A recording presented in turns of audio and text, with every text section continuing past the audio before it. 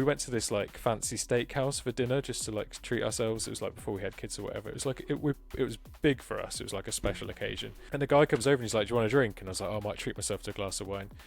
And he's like, "What wine do you want?" And I'm like, "Can I see the wine list?" And he's like, "No, there isn't a wine list." And I'm like, shit, okay, this is going to be expensive. Anyway, we get the bill. The steak was €78 and the one glass of wine was €29.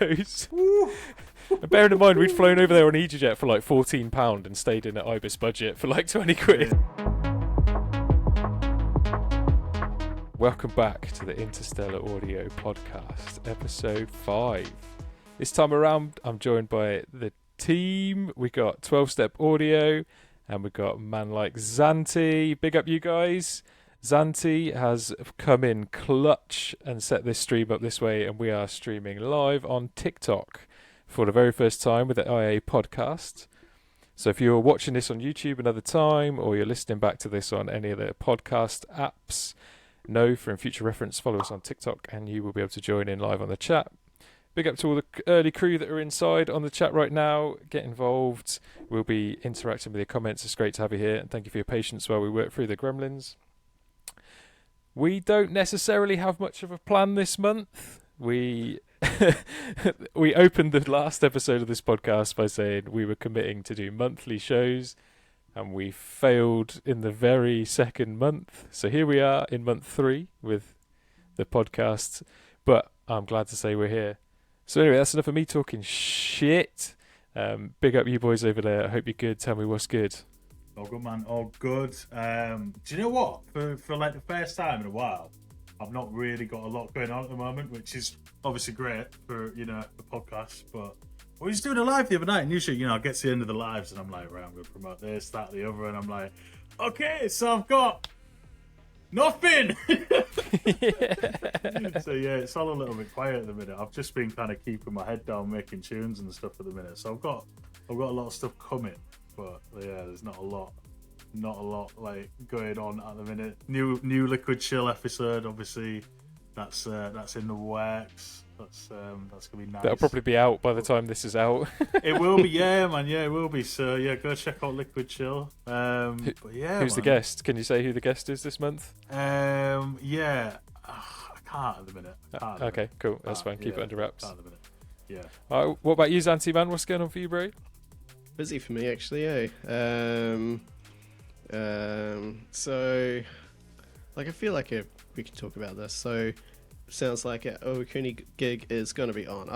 Let's call it now. I've got confidence it's going to happen. So, absolutely, me too. Yeah. The home of the large orange in Aotearoa, New Zealand, is the small town of Owakuni, which, for people that don't know NZ too well, it's a bit of a ski town. So small town, but then people come in, in pretty heavy numbers. There's some good festivals that run in Owakuni.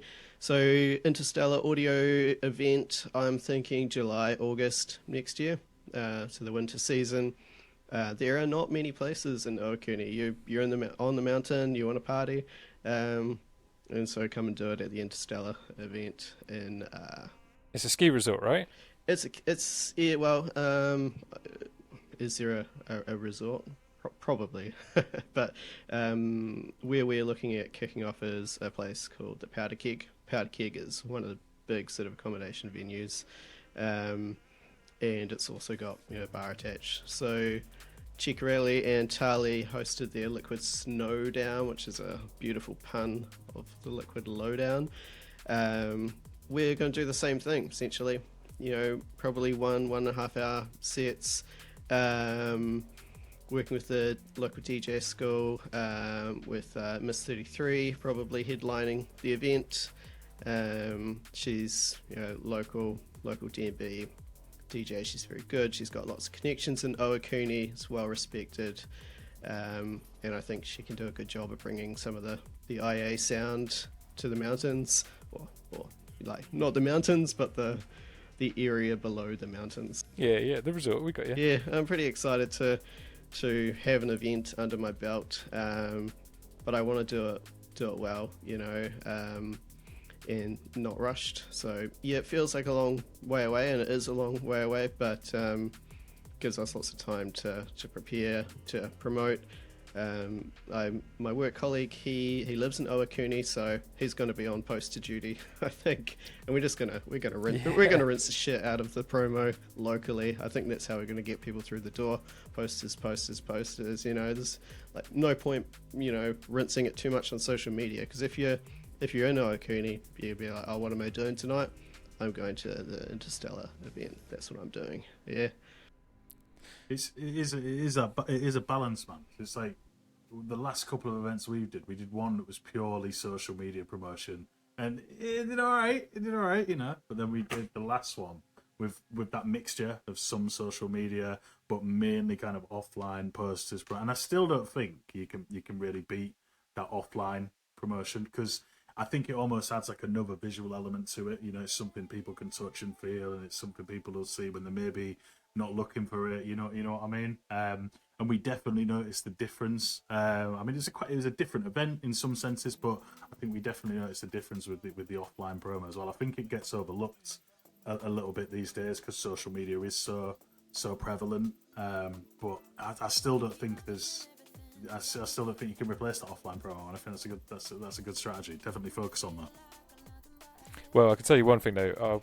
Sorry, Ben. I'll definitely be shouting about it on socials, because the fact that you're going to go and do an event in New Zealand under the IA brand, that's mad. Huge props, bro. Props. We global. Do you know what, man? Just to take a moment on that. I remember when you like first kind of came up with the idea for Interstellar and like first started talking to me about it. And if you'd have kind of said at that point, yeah, we're going to have an event popping off in New Zealand, you know, like, it's ridiculous. I didn't even know Ben at that time, so huge thanks, Ben. Man. Yeah, it's ridiculous. What were you going to say, Ben? What was I going to say? Design. I reckon a key thing is smashing the poster design. Something really, really good. Maybe something kind of snow related. I don't know if we can put a cool pun in there. The liquid snow down, that was a nice pun. Yeah, it was good, wasn't it? You know, snowing into outer space. I don't know. We know how good we are at bike shedding these ideas. Dad puns. Yeah. It's important, man. It's important. That visual element is very, very important. I mean, we did it with the last event.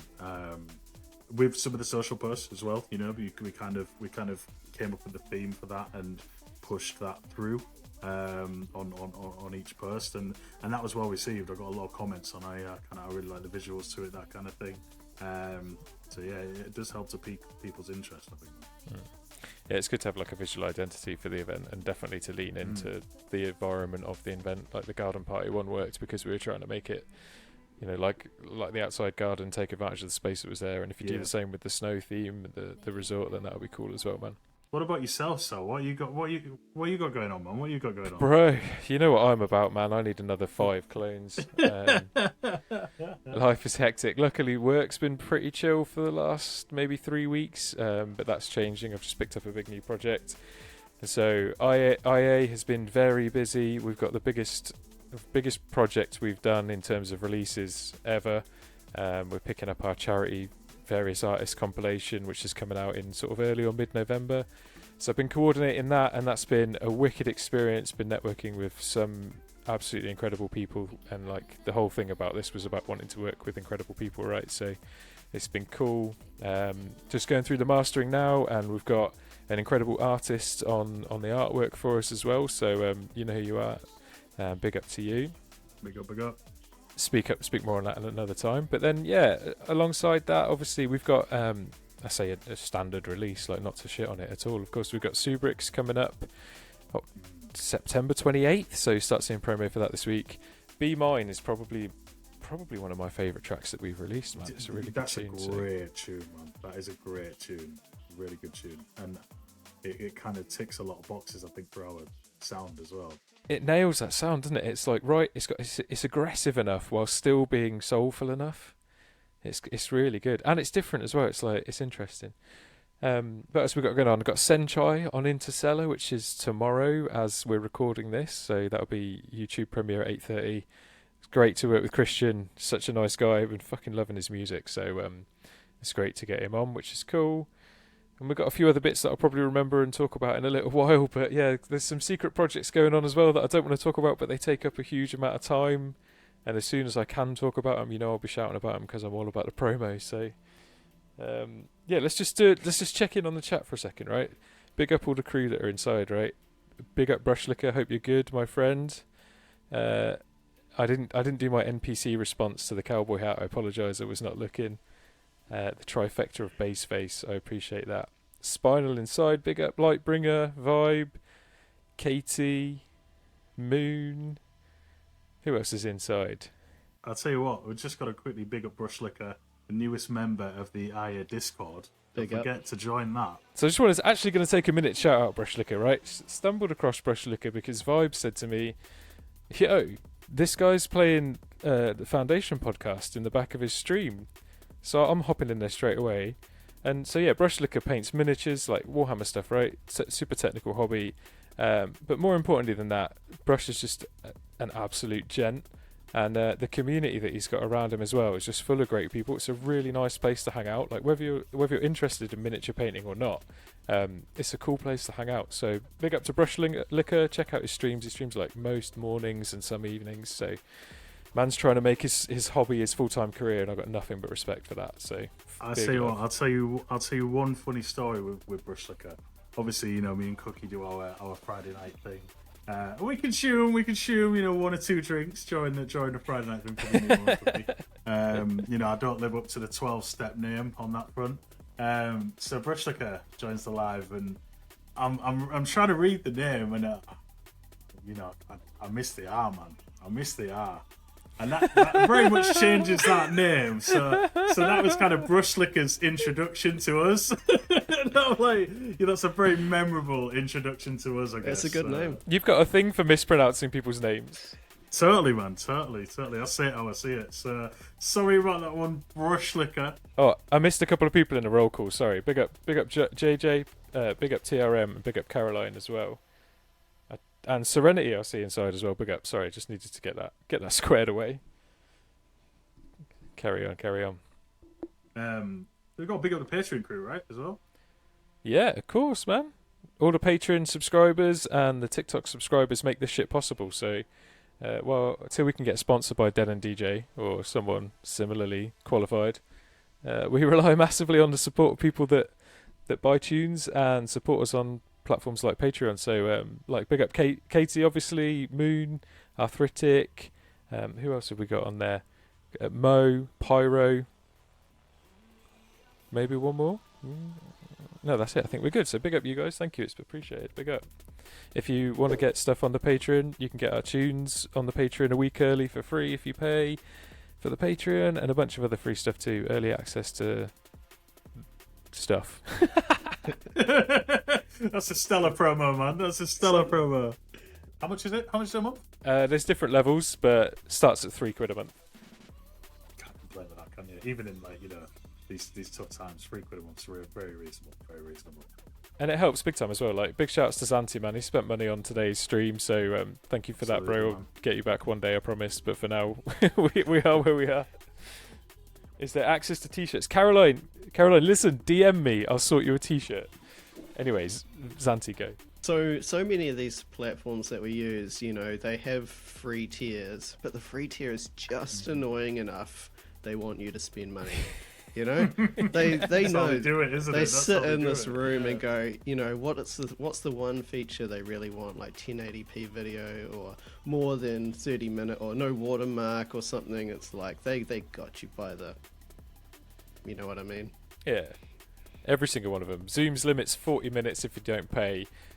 Podcastle does only 720p video if you don't pay. Like, oh, come on, guys. I was testing the technology last night, got the music going through. We're using Riverside, and I don't know if anyone has ever tried to route music through a Microsoft Teams call before, but it just sounds so bad. It sounds like it's, running through water. It's, 10 kilobit bit rate, it's just, this is not going to work. So, it's always a bit of a juggling act with technology, but, you land on something that works and just iterate through and make it better. Yeah, I feel like that's what the sort of IA ethos is all about, right? Find something that's just good enough that you can get it done through all the struggle porn that we have to go through. But then if it works, just build on it gradually and gradually until you get to the sort of vision that you had. We're still on that road. We haven't achieved that road yet, but we're on it. That's the thing, man. I think you can, especially these days. I think with technology we've got available, that kind of thing. You can do it. You can almost do a lot with a little sometimes, And I think that some of the work that we produce is good, very polished. You know what I mean? But it does take a lot of work in the background to get there sometimes. So Big up TRM and Brush. Like I had to really struggle. Big up for the cakes. on the gifts. careful on that one. Careful on that one. I'm gonna move the conversation to events. There's some big events coming up. Starting off 23rd of September. I'm going to this one. The big ass Worried About Emery Metropolis at Warehouse Projects in Manchester.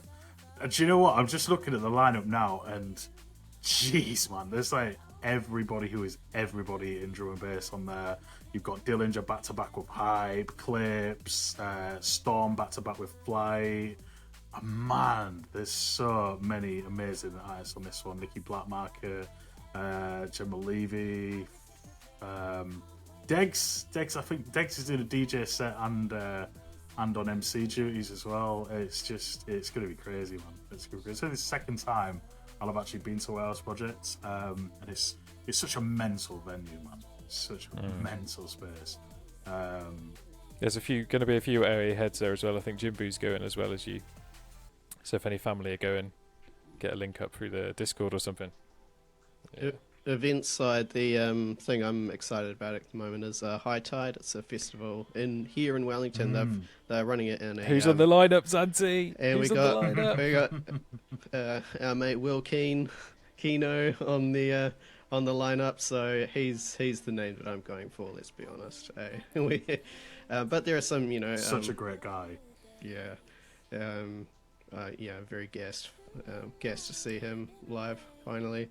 That's going to be pretty cool. This setup, High Tide, it's an audiology run event, but it's in a park in Lower Hutt here in Wellington, but it backs onto the sea, so the backdrop, like it's a park that runs along. It's gonna be lush as. Nice. Very excited. Did they do it last year as well? I think it's been a multi-year thing, for sure. And wait a minute though, Ben, you've got a gig coming up, haven't you, man? Oh yeah. You can't not talk about that. I was just going to shout this out as well, yeah, man. What's this, the workroom gig? Yeah. Big up. So, thanks to Anna, Miss 33 from DJ School, who I was talking about before. We put on the Interstellar lineup. It goes around, comes around. Networking is key in this game.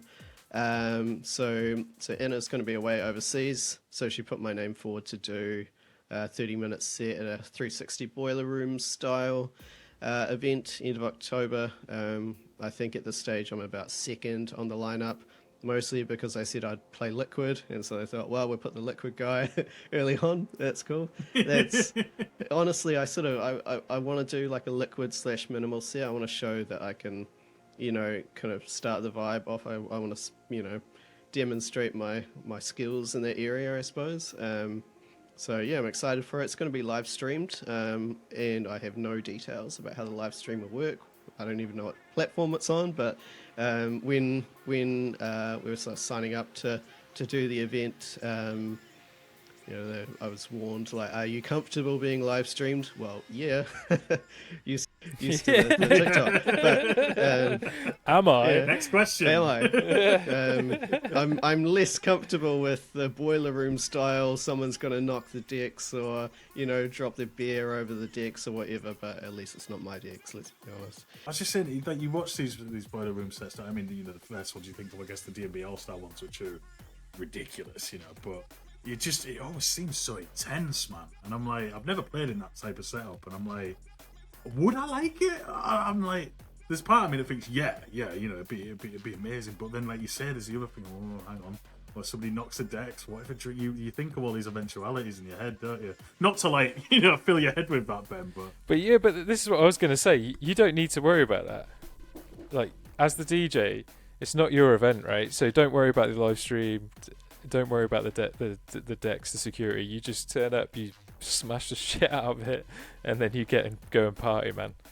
My sort of overall philosophy for this one is going to be, like, you know, liquidy, sort of melodic-y kind of, but I do want to either end or build up to at least one or maybe two, like, minimal, quite dark tracks, you know, just to kind of show, like, I haven't come in just soft and fluffy, but just, yeah, I need to find the right track, and there are a lot of them.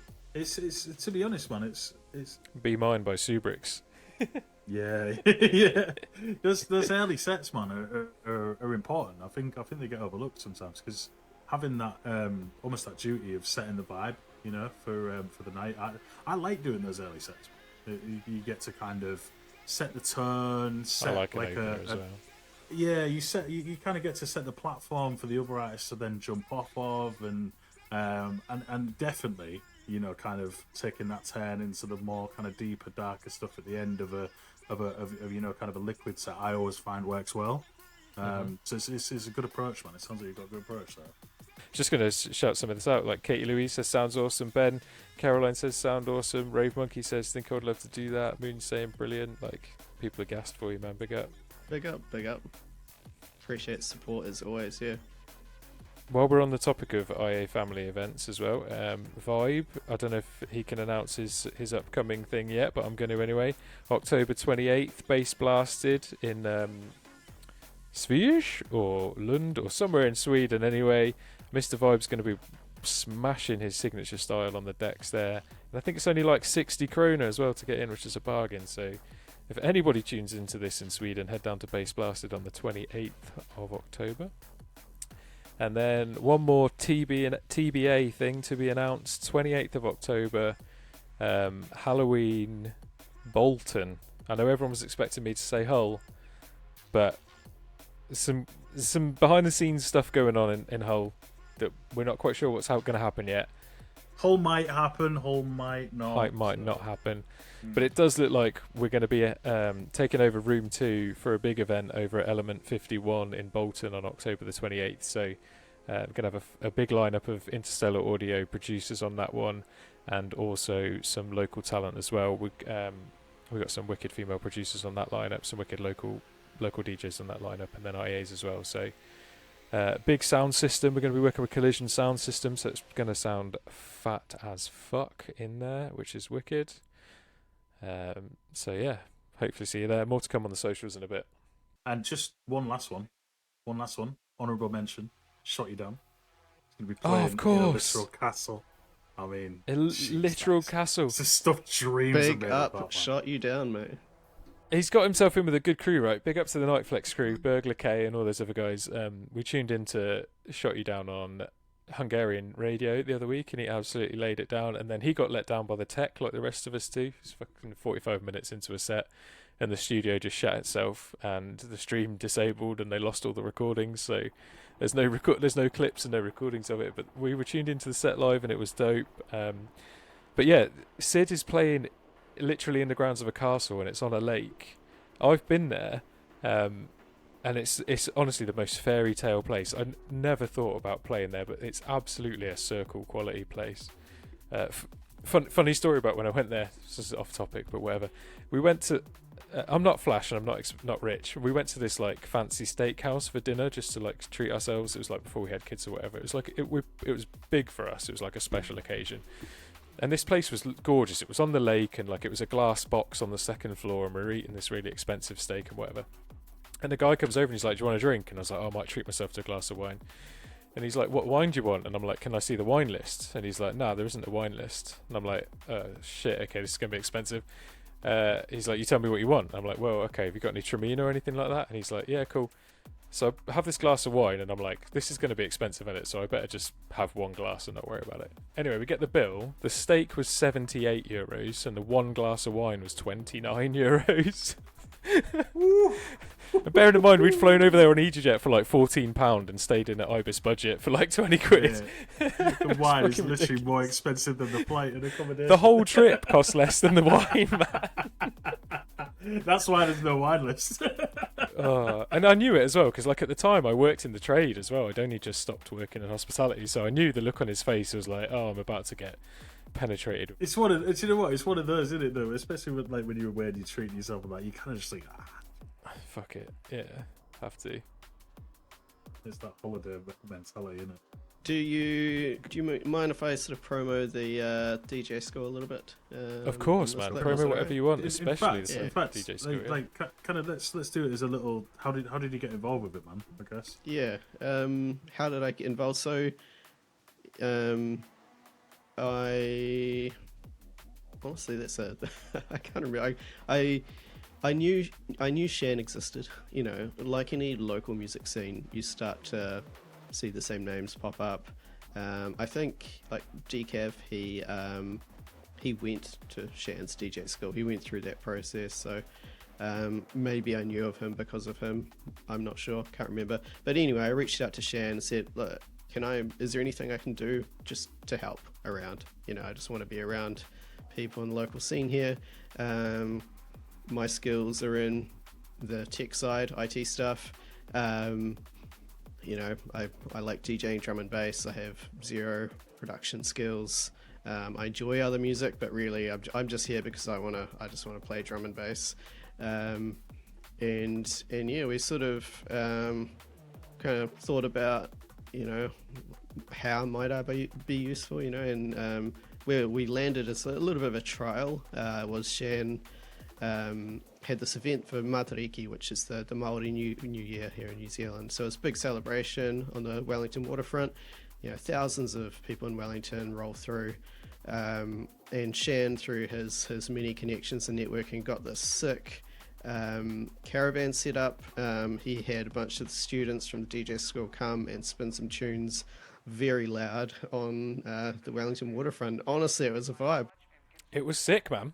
It was sick. I was tuned into the lives. There was fucking hundreds of people there, man. There was bare people there, man. The main sort of Saturday, which is the actual New Year day, Friday, because it's a public holiday. People are like, stuff this, I'm going to the waterfront. There were thousands of people there. It was crowded. It felt like a rave, you know. So yeah, my job was streaming, was recording, and just general kind of helping around the tech side of things. And, you know, it's 4 days sort of every evening. And I think kind of on the back of that, I just showed, you know, I can be reliable. I can do stuff that, you know, maybe Shan doesn't have the tech skills to do and he could just offload it to me. You know, found that good balance of how do you be a sideline player, not get in the way of the show, but add some value, you know, somewhere. And we had people roll in the street. People recognize Shan, to be honest. Like you're scrolling through the chat, it's like, oh, Shan's on my TikTok. What's going on? Because, you know, he's quite a well-known person. He's been around a long time. So on the back of that, we just do more sort of live streaming stuff. More just you know, any time there's sort of tech stuff that might help promo the school. You know, but also now just getting to know some of the other people involved with the school, like Anna, and sort of together we, you know, chat about, as we've seen, like she's put me forward for a gig. You know, if we're spinning up this IA Owakuni event, you know, put her on it. So it's just building those relationships with people that you start to know and trust. And, you know, the DJ school is just a good place to start that from. Because, you know, if you're the kind of person that wants to share, that wants to teach, that is interested in the uplifting and the creating sort of opportunities for people to play out, especially, you know, teenagers and things like that, you're probably the kind of person that's a decent, you know, person, you know. You're there to share. So, yeah, it's a nice place to start making those connections. So the promo side is... I said to Shan, let's try some live streams on TikTok. You know, it's a platform that I know, and it's a platform that we know that if you can get events underway, you can pop up on people's For You page that otherwise wouldn't see you streaming. And so I took over his TikTok account, and I spent a couple of weeks just building up followers, doing just follow other people, post all the stuff until we got to that point where you can start streaming. So now we're at the point we're just trying to get some genuine interest in the DJ school, like some genuine followers. So we go live a couple times, trying to do it at least a weekly at the school. But really appreciate anyone that has the time to log in, view, share around. It's a little bit of a different setup streaming in the school. Like, it's this sort of kind of big upstairs area. The DJ is not really in a position to jump on the mic and chat too much. So what I'm thinking is more, it's a bit of a group initiative. You've got the DJ spinning their tunes, doing their thing, and then maybe one or two other people in this, hanging about, might chat to you in the chat. So big up anyone that sort of joined some of the previous ones. They've been a little bit rough, and it's been maybe a bit less engaging because it's just music, but the goal is to be more than just music, be engaging, get to know Shan. I've chatted to him and said, is this what you want to do? Like, jump in the chat, talk to people, talk about the school, talk about what you're doing. And then on the back of that, people might be interested in learning to DJ, because he has like a good stream of inquiries come in. Like, people want to learn to DJ, and he's a really good person to teach them. But yeah, big up. So if you don't follow the account already, just search for Aotearoa DJs, and it should pop up. It's kind of got a pinky purpley logo. And yeah, trying for what's Thursday night, which is probably UK. Thursday morning. This Thursday morning UK. Yeah, we'll link it in the description on the podcast. So if you're watching this on the podcast, we'll link it. And obviously, if you're watching this on TikTok, then go check it out. There's some chat going on here in the chat, which is interesting. Caroline and Arthritik are saying you boys definitely need to get an event sorted out down southeast, which of course those guys are down in Berkshire area and Kent, so we definitely need to do that. And Arthritik is saying, I know a DJ in that area, so yes, I think it goes without saying you'd be on the lineup there, bro, when we do that. Big up to Levi, hope you're good, man, see you rolling through. Someone in the chat has subscribed to our Patreon while we've been talking, so big up. Nice one. Big up. Nice one if that's you, yeah. Do you guys want a sneak preview of the artists that are on the Frontiers VA? Yeah, boy. Alright, you ready? We have got 12 Step Audio, top of the list. Oi. Don't forget this album that we're releasing, I should talk about it to be fair. So this album we're releasing is in aid of the Ukrainian Red Cross. We plan to do every year, every November, we plan to do a charity compilation. The first one, so volume 1 of Frontiers, is going to be out mid-November. Don't know what the track order is yet, but the artists are 12 Step Audio, Light Dreams, who are Ukrainian, Serenity, big up, EMCD, Nechenka Zoriana, who's Ukrainian, Sneeze, who I believe is French, Elliotski comes back with a lo-fi tune, which is cool. We've got Blippin, which I'm excited about. We've been playing Blippin's music on Liquid Chill all this year. We have Lilac, which I'm really excited about, producer from Bristol, who supported Kino Music earlier this year when I went to Kino Music event. She absolutely smashed her set there. We've got Anwius, which everybody knows I love Anwius's music. We've got Campbell featuring Ecomatics. We've got Joe Oversight making his label debut, and you boys know how much I've been wanting to get Oversight on the label. Ecomatics with a solo release. Nymos, Haymack and Beatmall. Wow. Yes. JJ, who's in the chat. Big up, JJ. Big up, JJ. Wicked tune as well, man. Big up. We got a track from Tilal. We got a track from Hypernaut, Wits, UL, DSP coming through, fresh off CIA. Spearhead releases. Lux comes back with a banger. Kraken comes back again. Hopefully Jinbu. And then there are 1, 2, 3, 4, 5, 6 who I dare not say in case it doesn't work out. But trust me, if any of these 6 work out, you lot aren't going to believe it. You won't believe it. So there you go. Yeah, that one will be coming out soon. And all proceeds from that are going to go to the Ukrainian Red Cross. It's a really nice lineup that to see quite a lot of the artists that we've had over the year come back alongside some new faces, some new producers as well. And it'll kind of be a really nice hence the year. I think. I really It like will, yeah. So we're taking October off. We're not going to do a release in October. We're going to focus all our efforts on this charity project. We're going to get some promo streams done, I think. Going to get a couple of DJs to try and film some outdoor stuff and try and get some of them picked up by some other channels and see if we can get some publicity for this thing. Let's just put a pin in that for a second. Segue. We need to come back to talking about outdoor streaming. But yeah, it's a big plan. You've certainly been playing around. I'm with you with outdoors. I'm definitely It's the way to go, behind bro. you. Mm. Have you noticed that every decent set, it's always Monroe? Monroe is on every single one of these. Like, he must have a thing where he's like, I'm going to do this. This is my thing. There was that one post you put up, and it was like expectation versus reality, and I was like, wow, Expectation. that's so true. So for those that don't know, I went out to the woods last Friday night to try and do a live stream, and it, like in my head, right, it was coming towards sunset, and the woods look nice at the moment. They're just starting to turn to autumn colours, and I was like, right, I'll get out there and I'll do a little live stream. So obviously this happened when I didn't have any plan to do it, and I hadn't charged any of my equipment, so I was frantically trying to do this. Anyway, whatever. By the time I get out there, it's like already gone dusk and it's nearly dark. And then I plug everything in and I'm like, shit, where's the power cable for the decks? I've got no power cable for the decks. So I drive back in the car, get the power cable. Anyway, long story short, by the time I actually started, it was pitch black. So I'm out there in the woods with a ring light, and I'm just instantly surrounded by every 6- and 8-legged creature that lives in that woods. My wife will tell you how much I fucking hate spiders, so it was wild. But yeah, it was good fun, but it was wild. But we need to move on from live streams and do some proper, heavy, outdoor, recorded stuff, and we need to make that happen ASAP.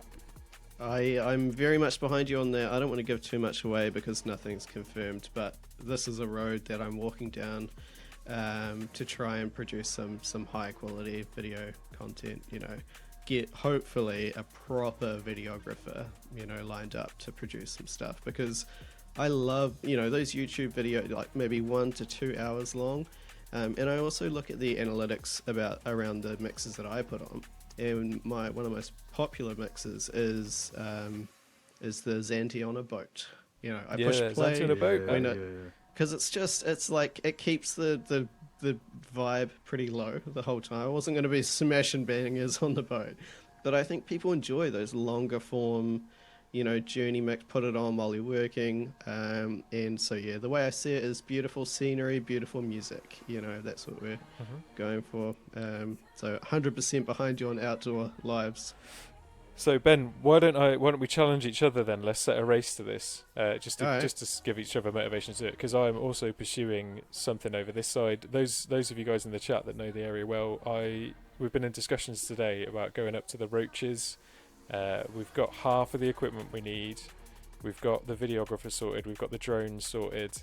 The only thing missing, like we could do it with my decks, but it would be good to get a partner on board, like a gear shop on board, and head up there with like some proper 3000s and whatever. So that's the next hurdle I'm going to try and walk over. But I'll race you to a 2-hour highly produced YouTube video.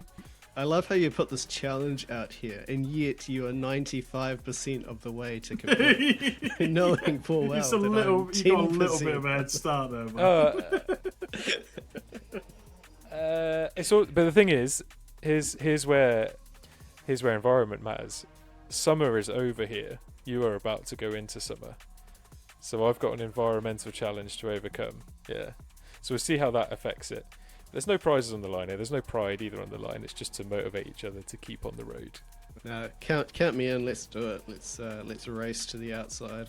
So I don't want to give too much away, but a little bit of a tease for everyone listening is, chatting to someone in the know, and when they start dropping things like, we've done stuff with Camo and Crooked, and you think, that's okay, that's goals, and Montel as well. So, okay, yeah, we'll think big then. So, see how we get on. Just on the outdoor side of things, we have got a little something that we filmed quite a bit earlier in the year now. That will be dropping towards the end of the year.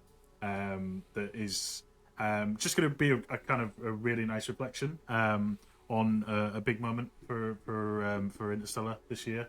So we thought it was kind of appropriate to drop it towards the end of the year, as you know, you get into that reflective zone at the end of the year as you head towards Christmas and New Year and that kind of thing. So keep your eyes out for that. We don't know exactly when that's going to be going up yet, but that's wicked. That was something that was great to be involved in, and I can't wait to share it with you lot as well.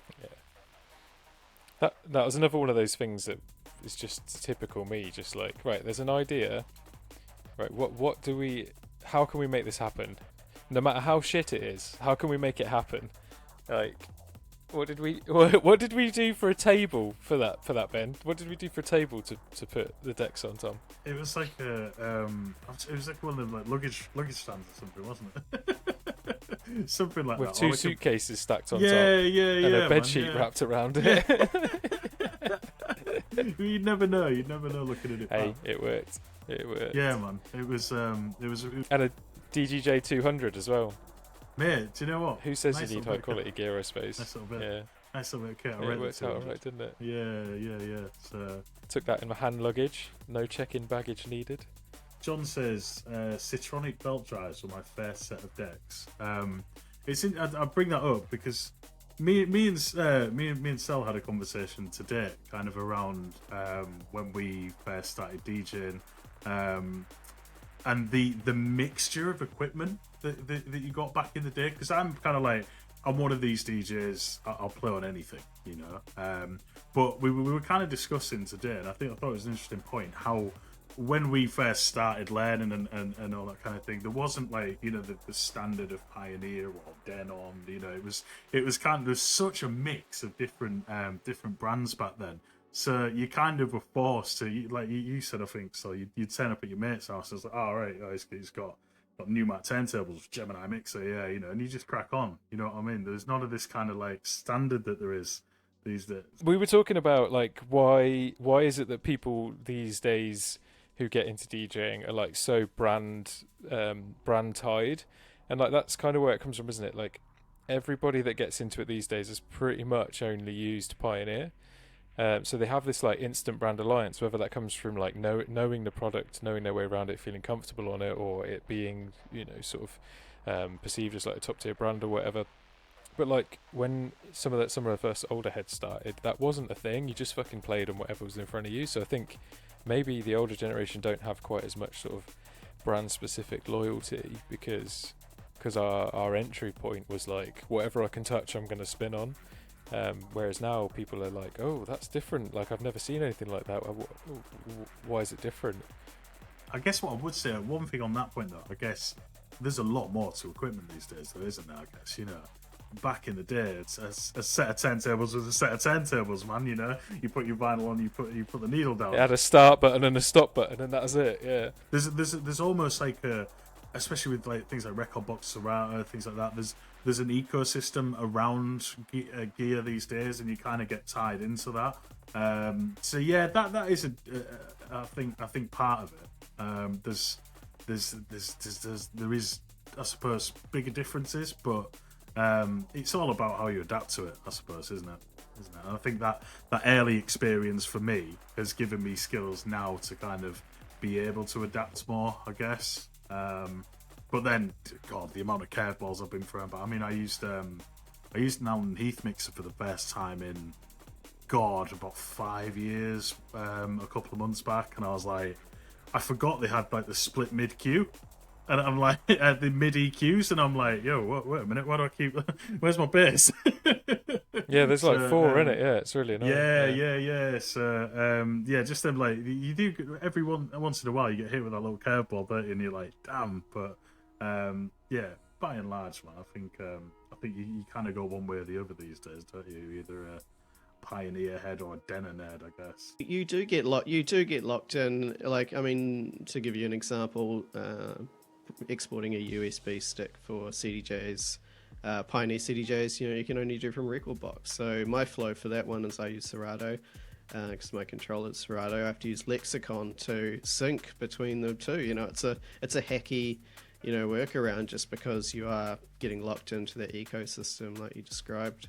So Denon's approach to that's kind of interesting. Denon have taken the recognition that, like, okay, Pioneer are going to gatekeep the fact that we can't export to a record box USB.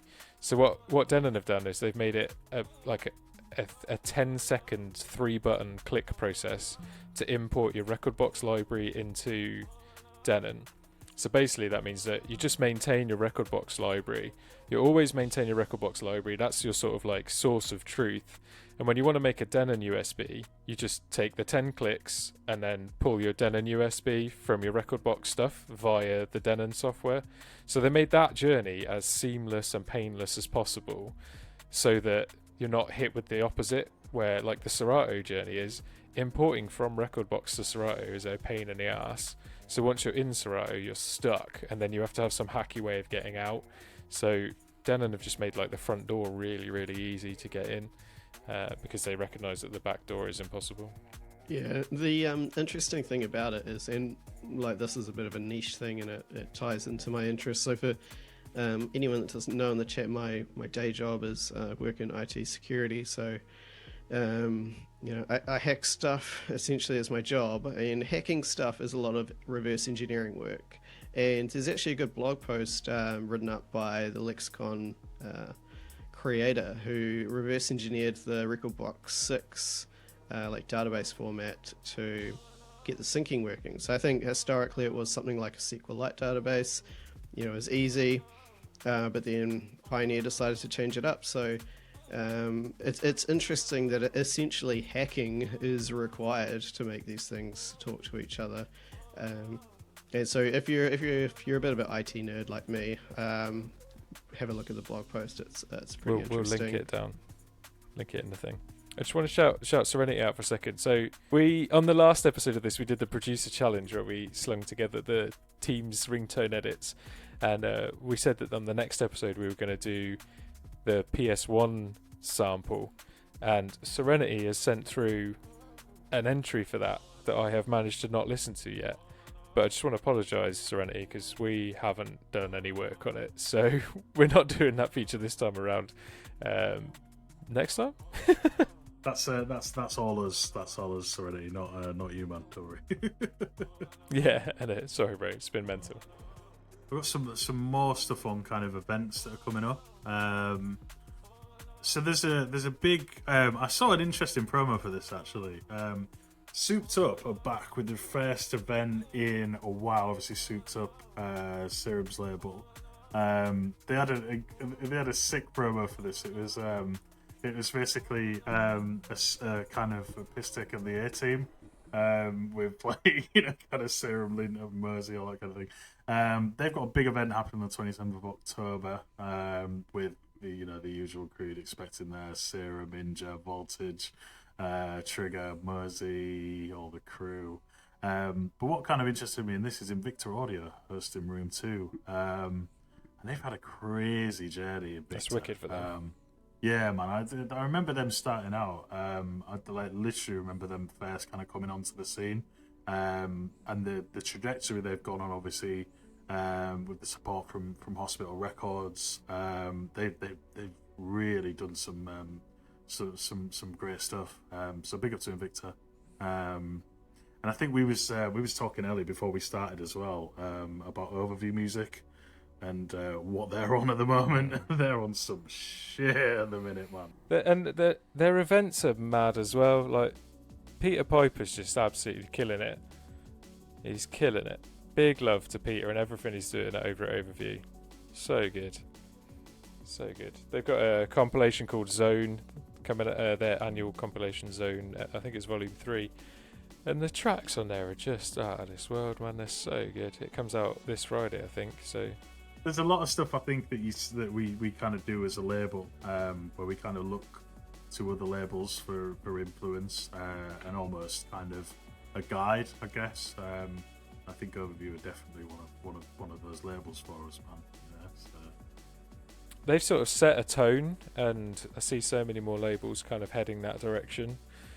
Our sound is kind of heading that direction. I know that 170 Plus is probably heading that direction, and See what's coming out on like DMBB records as well. Like, it's just so many people that are just heading to that more gritty sound. That kind of, there's like a new weird in between liquid and minimal, right? And I'm fucking here for it, mate. Like, it's where it's at. 100%.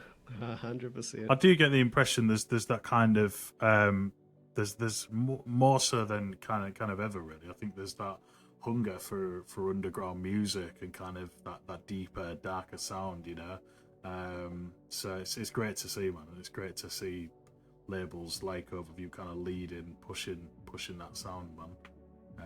And I think it's something like kind of like you said, Stella, as some of the discussions we've had, as kind of the sound we want to push for Interstellar into.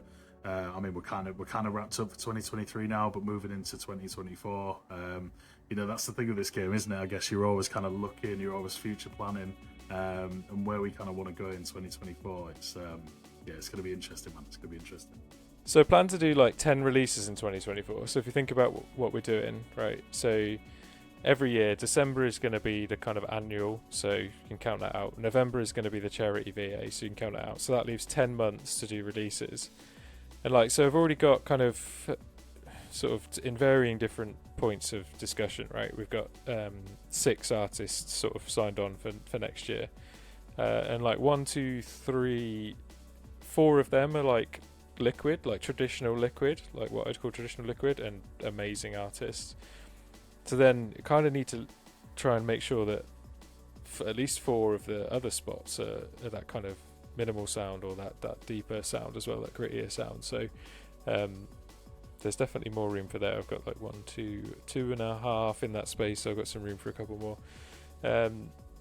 But yeah, it's interesting to try and like manage the sound that way, because it's weird, like it's kind of weird. You're like choosing what colours to paint with, right? We like the darkness. Yes, we do like the darkness. That, you know, there's that sort of that kind of history of drum and bass as well, you know, because it is a genre of music that has a lot of commercial elements. But when you start diving into the genre and realize people are seeking that sound, you know, still they want that heavy sound, but they don't just want that commercial sound. So see, I think it's kind of, especially in the last, well, I guess probably some of it's come from TikTok, to be honest.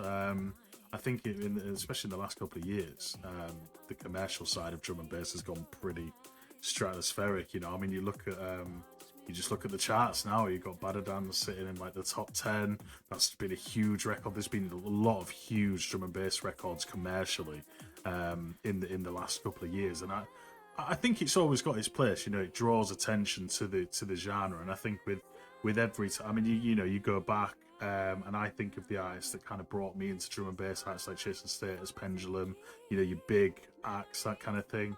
And they almost kind of pique the interest. I think it brings you in, and then kind of as you get deeper in, you're encouraged to kind of scratch the surface a little bit more, dig that little bit deeper, and find the more kind of underground stuff. So I never kind of I think there's a lot of kind of, I think a lot of the commercial stuff gets talked down and that kind of thing, and I appreciate it's not everybody's cup of tea. Some of it's not my cup of tea, but it's definitely got its place. You know, I'd never take that away from those big producers that are making those big commercially successful records. You know, kind of power to them in a way. I just thought of something that's worth raising here. So this is going to hold me to account a little bit. So, and it's a bit of maybe an overshare, but something that I've been looking at is doing vocals. So I enjoy singing. I have a history of singing. There's a lot of kind of coming out of my shell elements when it comes to singing. It's you got to bring yourself to it, right? You can't shy away. So I've met someone locally who's fantastic. We've got another session lined up in about a week. She's really into electronic music. We spend half the time listening to music, talking about music. It's not just about vocals, it's about, you know, making music. So I guess watch this space and hold me accountable. Like, you know, hopefully you'll start hearing some vocals from me. If you don't, you know, start hitting me up, because, you know, I want to see where the journey takes me, just like everything, you know. I'll be all over you. I need them vocals for tunes, man. To be fair, I can relate to that though, because I guess I don't really talk about it too much, but my kind of history of music was kind of I used to make like hip hop music, and I do a little bit of rapping here and there and stuff like that, and that's kind of loosely kind of amalgamated into a little bit of MCing and stuff like that here and there. But kind of recently I've got back into kind of writing, which I hadn't done for a lot of years, and I'm now kind of trying to. I guess I'm going for a period at the minute. I spend a lot of time in the studio, experimenting with a lot of different sounds. I'm making some kind of darker tunes and stuff these days. But one of the things that I'm trying to do now is incorporate that kind of hip hop MCing element into my tunes, into kind of liquid tunes and that kind of thing. And there's been some interesting results. The tune I'm working on at the minute that I'm really kind of I really like, and I'm trying to approach it more like how I would have approached a hip hop record back in the day in terms of the structure of it. So there's some interesting stuff to come on that front. But I think you're right, Ben. It's sometimes about taking on a new challenge and almost pushing yourself out of that comfort zone, and doing something that you've always kind of wanted to do, but maybe not found the point, the correct point to kind of to get there, I guess. So yeah, fair play to you, man, and I can definitely relate to you on the kind of trying out something new. Yeah, I mean, for me, like there's sort of MC side of drum and bass, and like your experience and background around like rapping and things, and I just know for me personally that isn't me. Like I'm this relatively short white man. I think what I can hopefully bring to the vocal table is some male vocal onto some lush tunes. That's what I'm picturing for myself, because there are so many fantastic female vocalists, especially in the liquid space, but not that many male. I mean, I'm sure there are, but yeah, no, you're right. Actually, there's not a lot of kind of male-led vocal tunes out there, I guess. So yeah, mate, sign me up when you've got some when you've got like a few samples. Sign me up. We'll get to work. Nah, Ben, just to round out on that, man, I wish you all the best and all the good luck in that, because it's one of them things where, like, and maybe this is a bit stereotypical, but like as a guy, as a dad, you kind of like squash those sort of more gentle fantasies a little bit, because you're sort of like committed to work and committed to your family, committed to life or whatever. And then when you pick up your hobbies, like, you pick up some things that you did before, or you're good at, or you can easily get into it, but to pick up a hobby that you like really going to have to go and work at, not because you need to grow the talent, but because it is so difficult. And I know you got experience from singing from when you're younger and so on, so you've got the talent to build on, but it's going to take like work. So to pick that up and be willing to put the effort in, like, I take my hat off to you for that, man, because that's hard as a like an older guy or whatever. So fair play, man. I know you're not that old, but you know what I mean, right? big up, and you're 100% right. Like, that's this music journey in general is me trying to do stuff that feels right for me. Like, it's not about getting paid, paying the bills. I've had a career in IT, done the normal corporate sort of flow through there, and been successful in that side, and that's cool. Like, but this is a separate thing. Music is a separate thing, and it's a creative endeavor. And so, because it's so creative, you need to feel it. Otherwise, otherwise it just gets derailed. It's got to come from an authentic place, hasn't it? I think is the crux of it, really. I always kind of I always try and remember to have a certain authenticity in my music, and pursue a sound that kind of I always try and kind of pursue a sound that I want to push. I mean, it might not be the popular sound or whatever, this that and the other, but it's got to come from a place of authenticity, and from a from something that from a fire inside of you, from a passion inside of you. I think for for it to translate. I think. I'll tell you what, Hypernaut's just made an interesting point in the chat as well about processing vocals. This is something I've been kind of doing recently. It's so difficult. He's absolutely right with your own vocals. It's so difficult to pinpoint the sound that you want because you're so focused in on the fact that it's my own voice. It's really difficult to process your own vocals. Actually, that's a really interesting point. It's a very niche and boring point for everybody else probably, but yeah, I'm with you on the Hypernaut idea. Any of us that have produced in any capacity have at one point or another been missing that particular vox or missing something specific, and we've just gone, fucking hell, I've got a mic here, I'm just going to lay it in, and then it's so hard to process it to what you imagined it was going to be in your head. I almost like vocal processing is one of the things I struggle with massively. Because I think with a lot of things, a lot of elements and tunes, like, you kick, you snare, blah, blah, blah. There's certain ways you can process them. There's certain kind of guidelines. I never say there's rules in music, but vocals are just like anybody's, It depends so much on how it was recorded, the room. Like, there is no set way to process vocals, and it depends what sound you're looking for.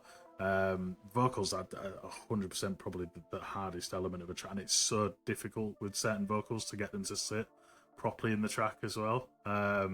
So yeah, vocal processing is always the one that's I always kind of leave it to last as well because I'm like, right, I need to just nail everything else before I spend like 3 hours doing this, So yeah, definitely. And then you got to get it to sit right in the mix as well. So once you get it sounding right on its own, then you've got to get it to sit right in the mix, and that's a flipping nightmare as well. Like, so many tunes that get sent through, and you're like, oh, is the vocal quite right? And like, depending on what system you listen to it on as well, it's fair play to anybody that takes the time to try and get vocals right in a track, especially a liquid track, because they're so prominent.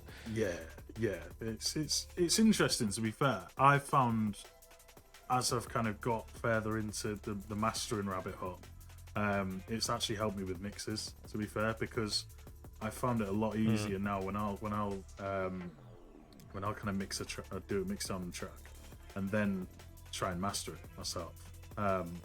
It really helps me to go, okay, I can see where the flaws are in the mix. Once you start throwing that extra shine and sparkle on it, any flaws you've got in your mix, any kind of imperfections, they just jump out at you. And the amount of times I'll kind of go back and go, right, I'll go back to my mix, I know what I need to fix now, I know what frequency I need to cut boost, I need to know what I need to drop, because I always say a lot of the mix down process, I think a lot of it is just, if you can, once you've got the volume balance, you're 50% there.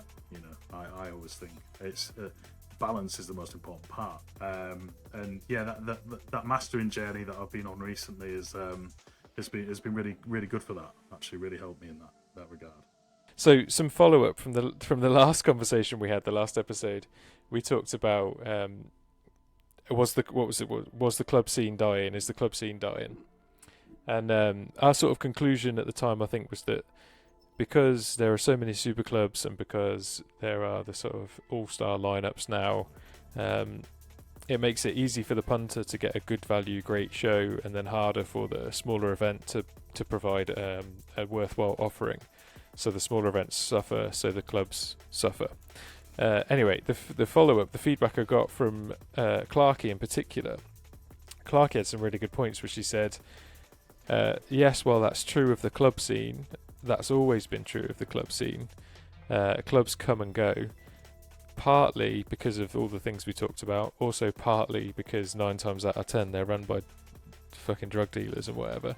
But then also in the midst of that landscape, he talks about how the festival scene has grown and grown and grown and grown, and how that has been super effective for drum and bass, because drum and bass has now become a mainstay part of every festival, whereas before you would never see it at festivals. Like, oh no, we don't want that stabbing people music, that druggy people music.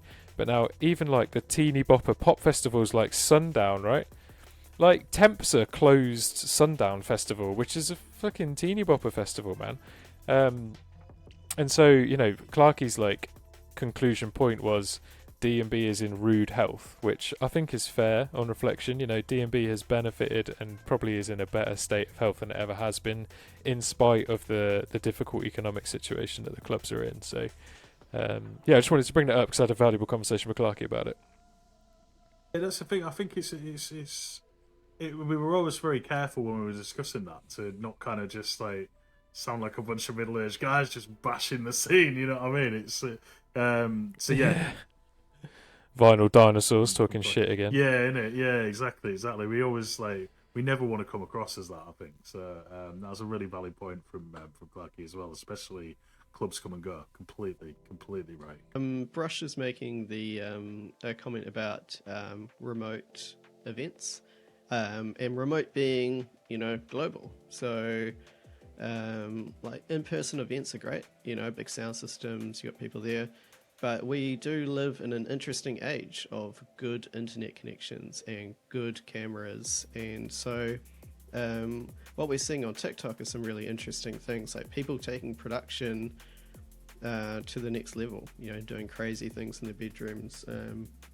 And something that I was going to chat about is not really music related, but there's a security conference here in New Zealand that was run by my old boss, actually, and he's a bit of a showman, and he'll be the first to admit it. And every year he escalated in just craziness. Like, you think an IT security conference is like, just sitting in some room somewhere, it's boring. He had like pyrotechnics. He had an a heavy metal band open the event. It was a full show, and I think being able to add really exciting elements to events and to music, of course festivals have pyro and stuff like that, but is there a way to make it a sort of a multi-locational thing? I don't know if locational is a word. It just came out of my mouth. So in lockdown, a few places did online events, right? So Hospital did a few of them. One of them, they did a Minecraft server where everybody got onto a Minecraft server, and they had DJs basically live stream from wherever, from their bedroom into this Minecraft server, and the Minecraft server was set up like a rave, like a nightclub. And that's pretty dope. And then there were other ones sort of Zoom Dance is a big one that I think still goes. We just kind of join a Zoom room and there's DJs playing and you just party along on the Zoom, which is quite cool. But I don't know if I've ever seen streamed to a club in that way that I think Brush is suggesting, piped into a nightclub, so you're basically just hearing and watching on a screen, but hearing in the club system, a DJ that's DJing in a club somewhere else, simulcast or simulrave. That's a sick idea. Yeah, it's like a hybrid sort of thing.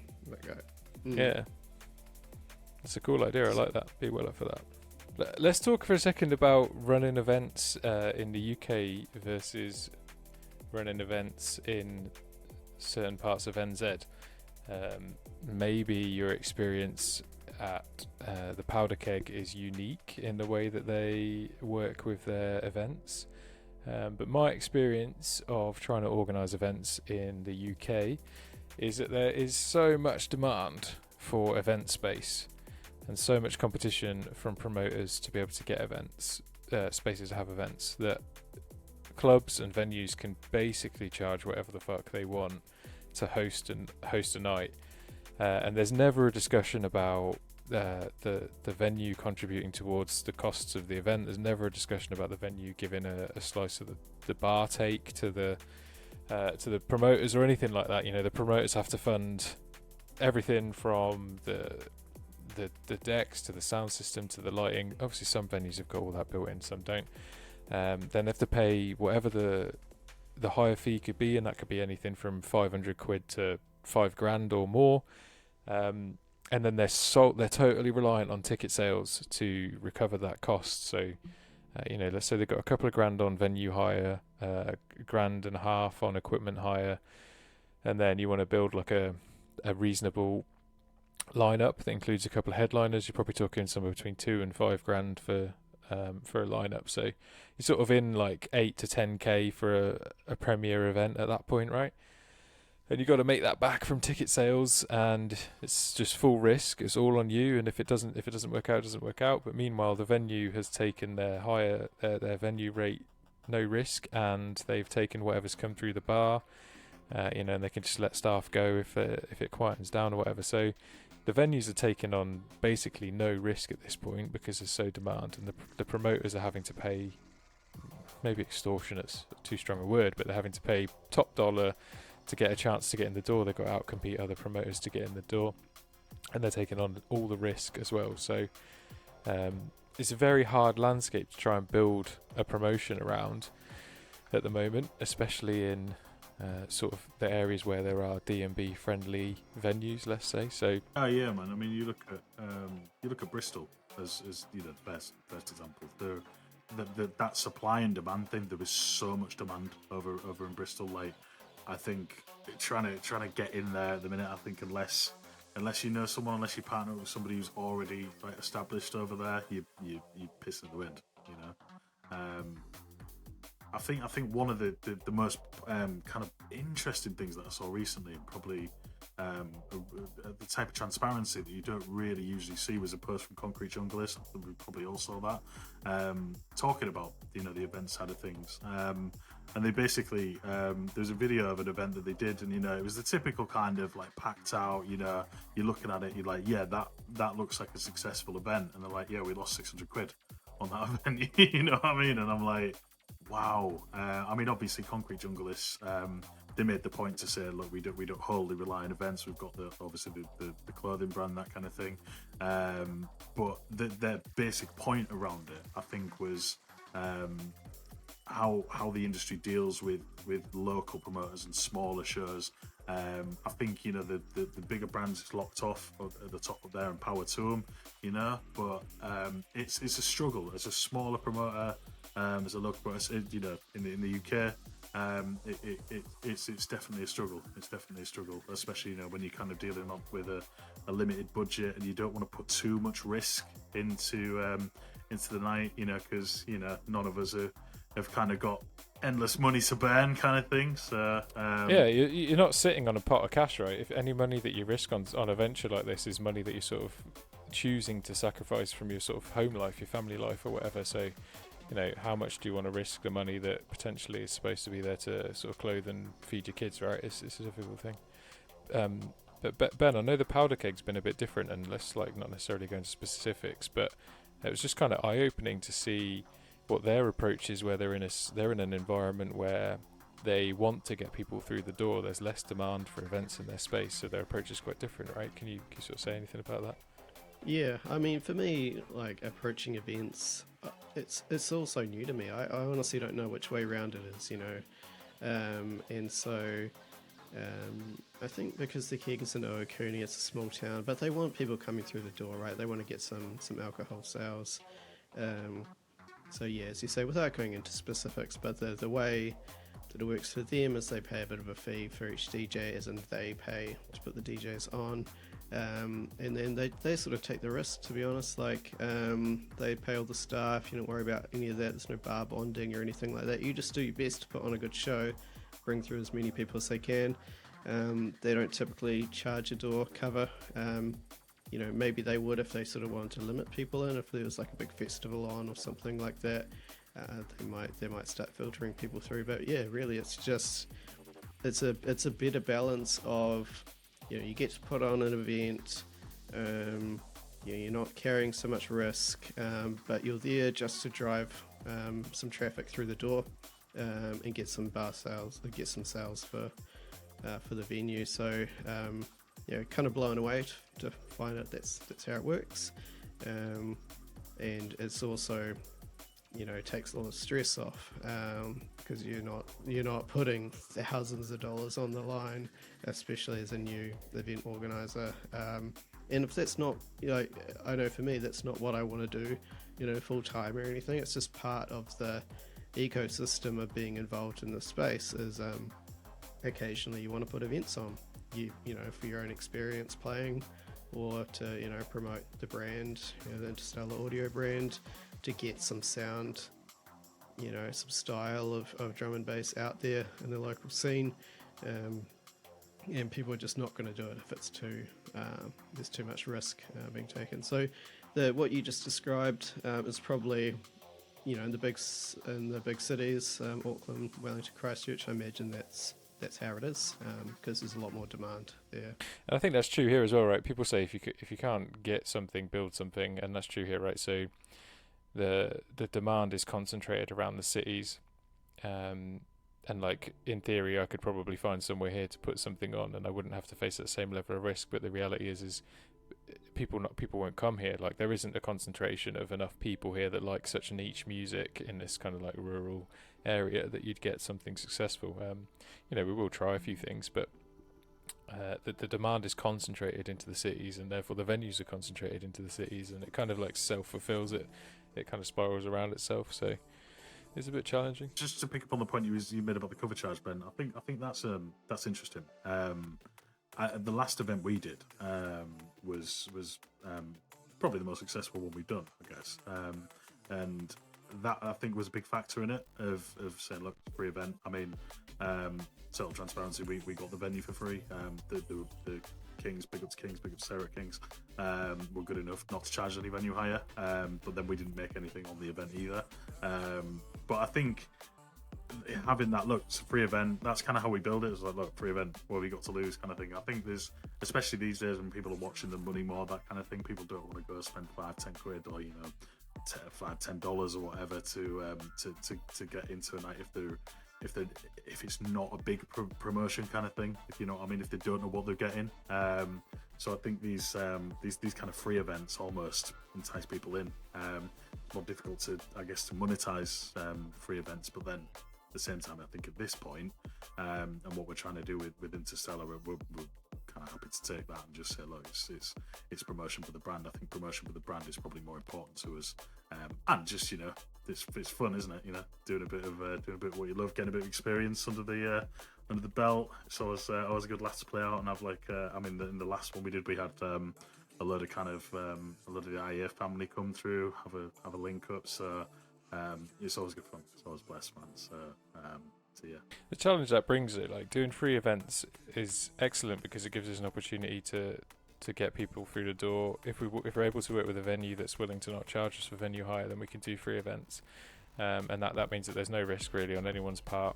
We manage to get people in, but it does mean that you can't bring like known names, let's say. So it kind of limits how far you can take the concept, and then as soon as you start to sort of charge door, then you're stuck because those people don't come. So you might have like a really successful free event where 200 people come, and then you say, oh, let's charge £5 for the next one and book a sort of £400 or £500 act, and then nobody fucking comes. But we just got to keep building, keep going, and keep trying. I think we'll get there. It's just a very competitive landscape. Totally. And if all else fails, we'll just do an IA event in every city until we work out which one is the best. Across the world, starting in New Zealand. Like IA World Tour. Yeah. What's weird about this, right? Most companies and most brands and most artists, when they get to an Oz New Zealand tour, that is the sign that they've made it, because that is the hardest thing to fund. It is on the other side of the world.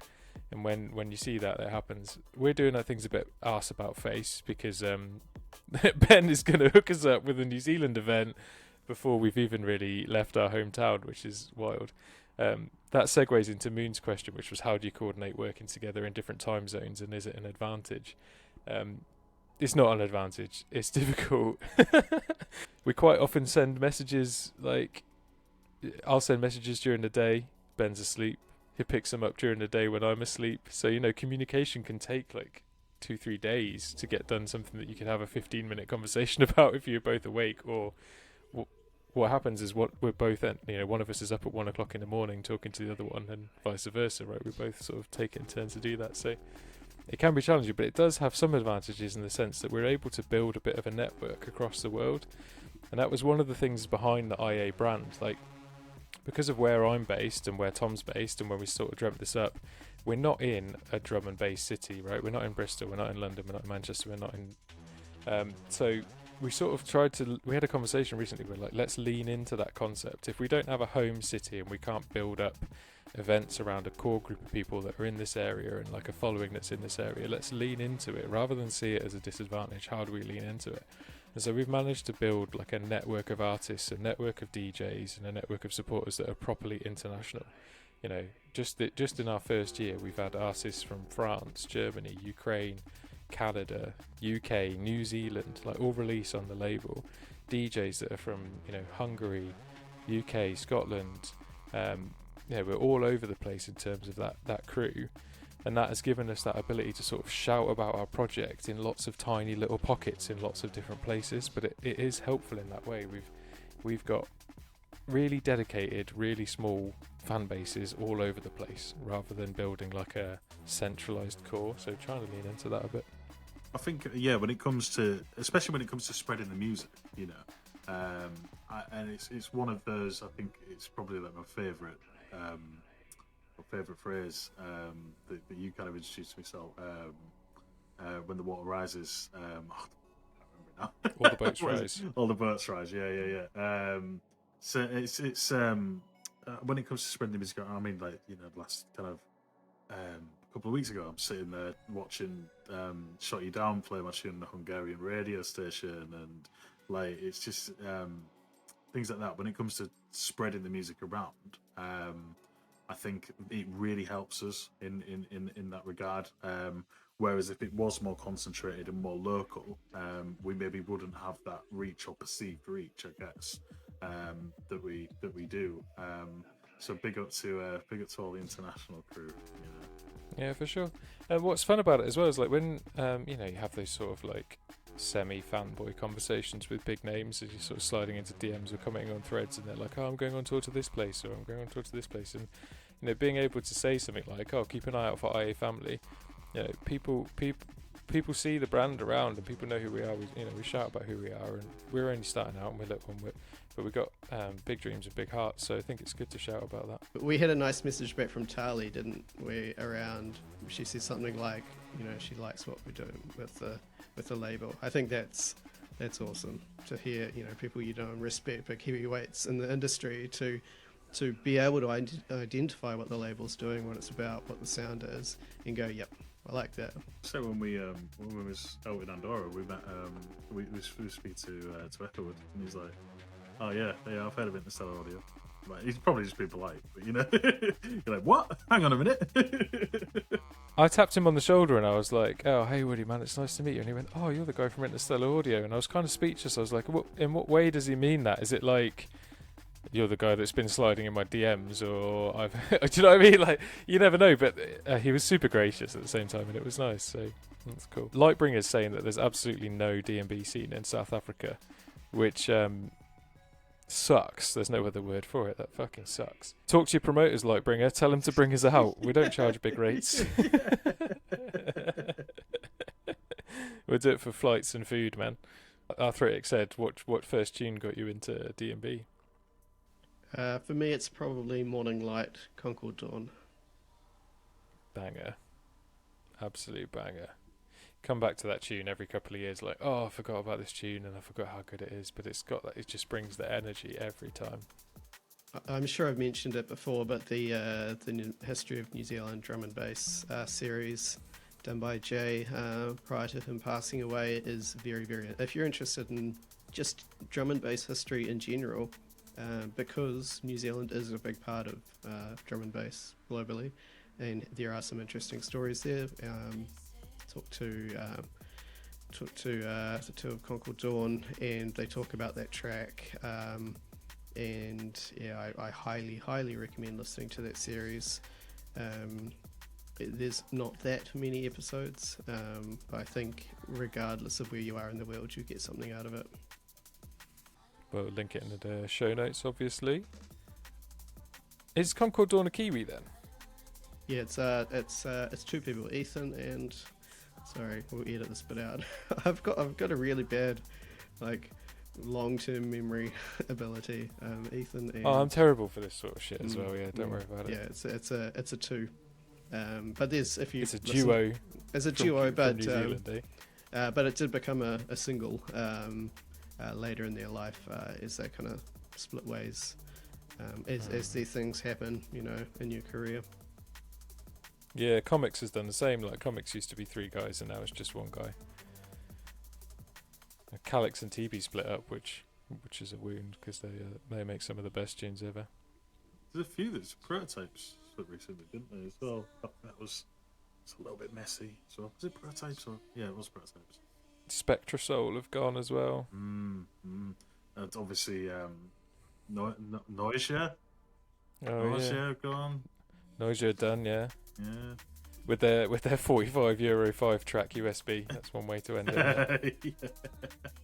I saw a really interesting impromptu, like really kind of intimate noisy set. It was at Leeds Festival, and they were playing like their slot basically intersected with Eminem, which is just not the slot you want, is it?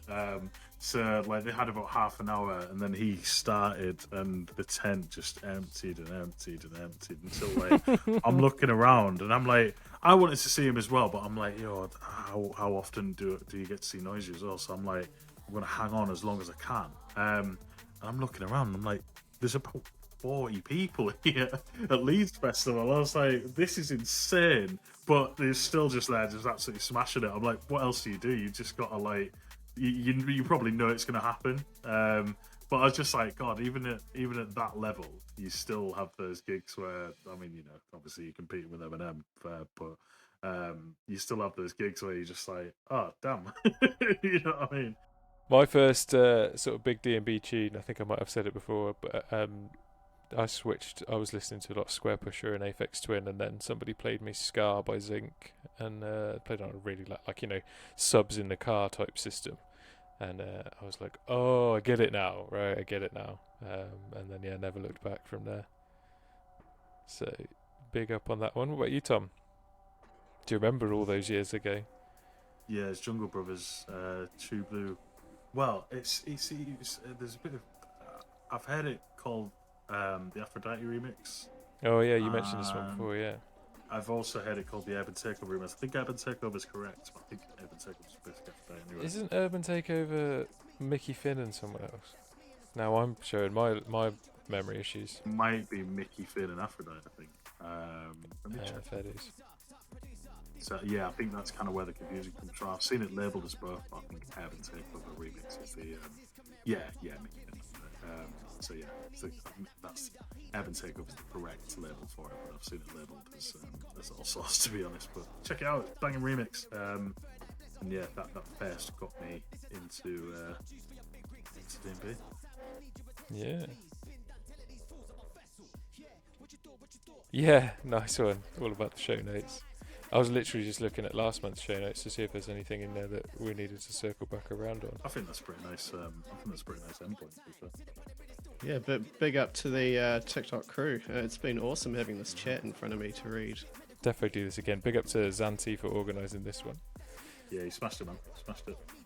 Yeah, thanks for bearing with me through the technical difficulties. We got there in the end, though.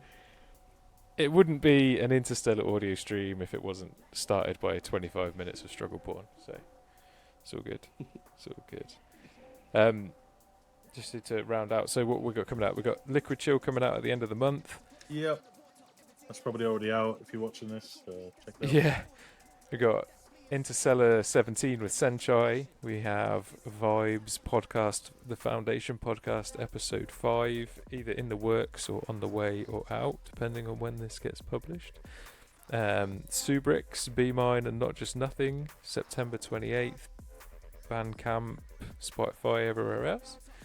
And after that, we'll be hopefully back in October with another episode of the IA podcast. And then all steam ahead for the Frontiers VA in November. It's been emotional. Thank you very much, Ben. Thank you very much, Tom. Thank you to all the crew in the chat. Big up you guys. Massive love to everybody. Cheers, guys. See you later. Big up.